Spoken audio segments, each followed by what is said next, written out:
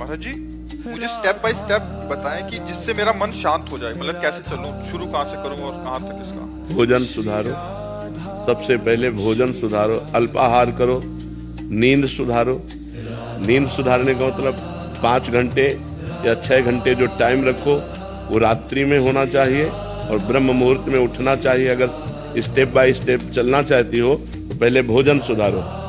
आपका भोजन सात्विक होना चाहिए, पवित्र होना चाहिए और धर्म के द्वारा कमाए हुए धन से होना चाहिए। दूसरा, आप अपनी नींद सुधारो। नींद में 6 घंटे सोने को होने चाहिए। 10 बजे से लेकर 4 बजे तक कितना समय हुआ है? हाँ, 4 बजे ठीक ब्रह्म मुहूर्त में उठ जाओ।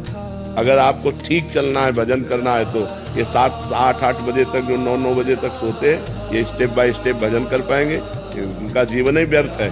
सूर्य भगवान उदय हुए और जो सैया में सो रहा है उसकी आयु, श्री, कीर्ति, बुद्धि सब नष्ट हो जाती है। जिसका भोजन ठीक और जिसका शयन ठीक, और जबान सुधारो। हर समय नाम जप करो, मौन का आश्रय लो। अगर उत्तर देना है तो उचित शब्दों का उत्तर दो, व्यर्थ की वार्ता ना करो। वाणी संयम में, जिसका सुनना संयम में। हम गंदी बातें न सुने, प्रपंच न सुने, भगवान की लीला कथा सुने, भगवान की चर्चा सुने, संत वाणी सुने, शास्त्रों की वाणी सुने, तो हमारी श्रवण इंद्रिय पवित्र। जब हमारी एक एक इंद्रिय पवित्र हो जाएगी तब हमारा मन भगवान में लगने लगेगा। और समस्त शास्त्रों में वर्णन है, नवधा भक्ति से श्रेष्ठ कोई साधना नहीं है।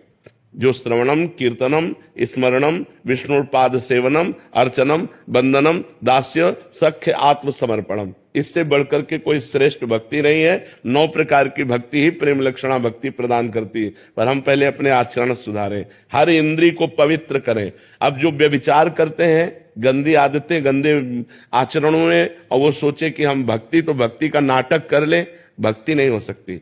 भक्ति होती है पवित्र इंद्रियों के द्वारा। अब जो गंदी बातें देखेंगे मोबाइल में, गंदे आचरण करेंगे, गंदा भोजन पाएंगे, होटलों का भोजन पाएंगे, मनमानी जागे, मनमानी सोए, मनमानी आचरण करें, और अध्यात्म नहीं हो सकता। वो मनमानी आचरण उनको नरक दुर्गति की तरफ ले जाएगा, भगवान की प्राप्ति की तरफ नहीं ले जाएगा।